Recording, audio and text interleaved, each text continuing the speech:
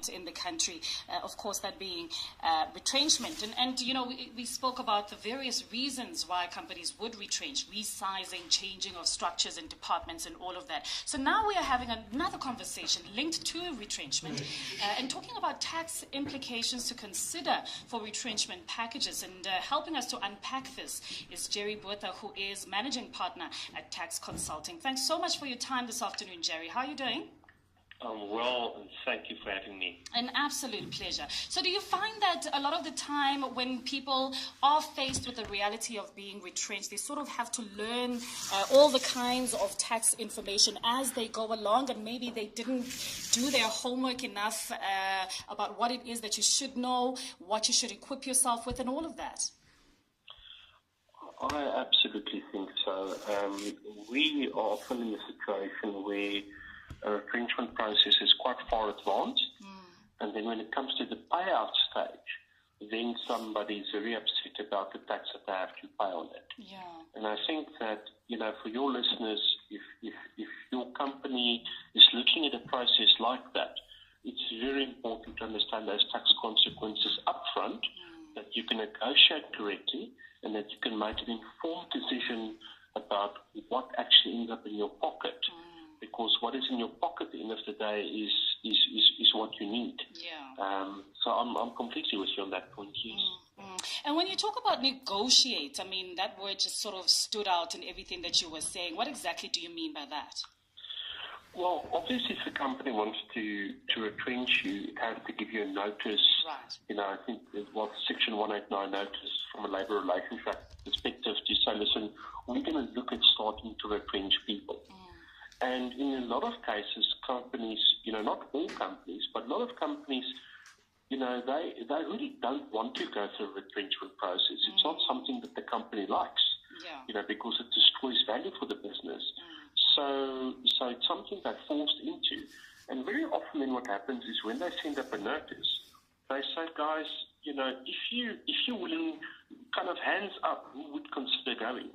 You know, because you don't want to take a job from somebody who might anyway be close to retirement and might want to leave in any event, you know, and or you rather want to give people a choice. You say, who would like to take part of this voluntary process? And then very often people then say, right, you know what, I was anyway making other plans, or the money that you put on the table for me is so good that it actually makes worth my while to go, you know. So if you've got many years of service, sometimes the retrenchment could be very good and lucrative exercise for that individual. But obviously, if you've only been there for a very short period in time, you know, you just end up losing your money. So very often when companies then say, what's to put up your hand, you can basically apply for it. And very often it's a bit of a negotiation. You say, but, you know, what are you paying me out to go? Because I can only put up my hand if I know what you're putting, you know, on the table for me to leave, because I need to, you know, it's going to take me a while to find a new job and settle in, and meanwhile I've got bills to pay. And I just think the important thing is that the moment that you call it a retrenchment, there's a very, very good tax break that comes with that. The moment that you call it something other than retrenchment, then you basically pay full tax on that money, and that makes a huge difference. 0861987000. We are talking to Jerry Botha, managing partner at Tax Consulting, talking about tax implications to consider for retrenchment packages. And you, of course, have every opportunity now to engage with Jerry further if you have a question on this. It's 9 minutes now before 2 o'clock. Let's talk a little bit more, Jerry, about the age considerations where tax implications are concerned. You touched on that a little bit, and I want us to delve deeper. Sure. So, I mean, basically, you know, the key age in tax is, you know, part of this process is whether you're 55 years or older. So when you're 55 years older, obviously you're closer to retirement, and then you can normally get the special tax break on the money that gets paid out. If you're below 55, then you only get that tax break if it's actually called a retrenchment. And that tax break that you get is that the first 500,000 Rand that's paid out for you is completely tax-free. Now, that's the good news part. The bad news part is that's a once-in-a-lifetime exemption. So if you've had that tax break, let's say 4 years ago, you can't now get the full 500,000 again. Right. If you've used up, let's say before 200,000 of the 500,000, then you can only now qualify for the next 300,000, at this very beneficial tax rate. Yeah. And the second part to consider, and this is where it's difficult, is that this 500,000 exemption don't just apply to the retrenchment amount that's get paid out to you, but also if you cash in your pension fund at this stage. Yeah. Now, cashing in the pension fund, that's a difficult decision. There's always benefits and disadvantages to that. The rule of thumb is obviously you want to try and preserve your fund. Yes. But if you, for example, can access all that money and put it into your bond, for example, or cover, which is still an asset, that may not be a bad decision. And that's really where financial advice is very important. Yeah. And you spoke, Jerry, about, you mentioned it twice, that if it's actually stated that it is retrenchment, and I'm thinking to myself, retrenchment is retrenchment. How then can one get confused with the terminology? If we all have an understanding that it's retrenchment, it can't be called anything else, or can it? Oh, some companies play funny games. Oh, wow. Okay.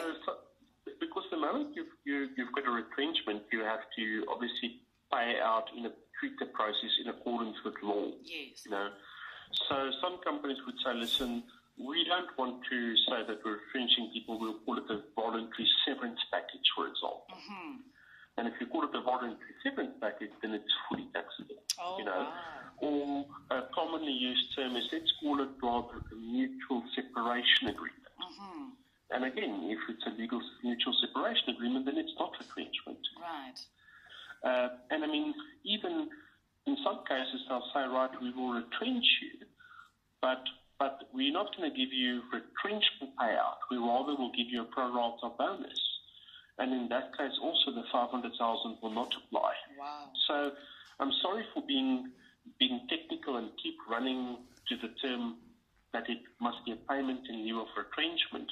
But for your listeners, that is the safe haven. Yeah. If it's retrenchment, then they know they get the tax break. Yeah. If they call it anything else, then you've got a risk. Oh, wow. Jeez. Okay, my eyes are wide open, and I'm sure our listener is as well. I had no idea that there were these sneaky little things that we have to look out for. But maybe you have had the experience of retrenchment, and maybe you can identify with some of the points being raised by Jerry. Please do give us a shout on 0861 987 000. We're speaking to Jerry Botha, Managing Partner at Tax Consulting, really talking about things to look out for, things to watch out for when it comes to the tax question for retrenchment packages. And of course, you can tweet at PowerFM987 and tweet at Miss Aphelele. Now it's 5 minutes before 2 o'clock. And I want us to now go into, Jerry, you're talking about certain ways, sneaky ways in which the employer might try and get out of terming it retrenchment because there are many monies that are involved and they want to get sort of out of paying those monies. But maybe for someone who is maybe facing the retrenchment question right now, as far as tax and understanding all those kinds of things are concerned, you have said that they should maybe consult with someone such as yourself or maybe someone else who's more knowledgeable. But what are some of the things that they need to be covering, some of the questions that they need to be asking so that they can make sure that they don't get shortchanged and that they don't get a raw deal? Yeah, I think the first thing, if I'm a reader, listener in this situation, is obviously the question, have you been retrenched before? Mm-hmm. And if you've been retrenched before, basically, depending on the timing, but if you're not retrenched, let's say the past, I think it's about 8 years now, then you don't have to worry. Then you simply know the first 500,000 is tax-free. Yeah. And what I would always do is don't get caught up in the technicalities, perhaps of an advisor. Just ask your payroll department, or the people that's doing the negotiation to say, guys, thank you for the offer that you're putting something in front of me, Yeah. please calculate for me what you think the tax will be on this. Right. Because I need to be able to make an informed decision. Yes. And they would pretty much always be able to do an accurate calculation on that, except, of course, if you've been retrenched, in the past couple of years, in which case they would anyway not know it. Yeah. So if you've not been retrenched before and you ask payroll, I think they would normally give you a very accurate calculation around that. Right. I think the second part is that we must be very careful that one shouldn't touch your pension fund. But on the other hand, to get money out of a pension fund and pay zero tax on it, that is a very, very good tax break, So I would always very carefully weigh up the benefit of should I rather cash in my pension fund and hit the low tax rates, which would probably be the default decision. But then the important part is what you do with that money. Yeah. If you're going to cash in your pension fund and spend it on an overseas holiday, that's obviously a very bad financial decision. Yeah. If you're going to cash in your fund, put all of that money just like that into your bond, where you probably have a high interest rate. Yeah. I think that tends to be a very prudent decision to make. And obviously, even though I'm a financial advisor myself, I don't sell policies or give advice. So just on that, sometimes, and it doesn't often happen, but sometimes advisors try to punt products where they can earn commission or make money on, So I certainly won't cash out my pension fund and then they'll put the money, for example, in the retirement annuity if I don't understand exactly what I'm doing. Right. But I would just always test that advice. And I think the best way around that is to get more than one opinion and always understand what is in it for the advisor. Yeah. That's ultimately where you get to the best outcome. Jerry, we have another Jerry who wants to be part of the conversation. Jerry in Letlhabile, welcome. Jerry, are you there? Hello, how are you? Good, how are you, Jerry? I have a question. I want to know, how do these companies make money when they retrench people? Because in most cases, we see that when you are about to retire, they retrench you. And I want to know that how do they make money? They make money when they retrench you or when you take a voluntary package. All right, straight to the point there. Jerry, a quick one from you. We have 30 seconds. Well, my understanding is that, companies normally retrench when they need to take out costs out of the business. So the cost of employment is simply too high compared to the money that the company is making, So it's an affordability issue. Right. But they certainly don't make money. It actually costs a company always money when they retrench you. But what they do is they save money in the future, by taking out a layer of employees. Right. So it definitely costs them money, but I guess that's what it's a future saving. Okay, and that's where we'll leave it, Jerry. People who want to get a hold of you and the services that you provide, how do we do so? Thank you so much.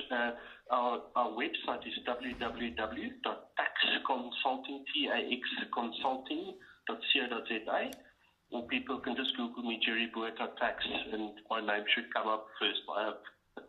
Hope so. Thanks so much for your time. Jerry Botha, Managing Partner at Tax Consulting, taxconsulting.co.za to find out more, and maybe you need advice in this regard. Do Google him as well, as he says. Google me, baby. Jerry Botha. It's 2:00.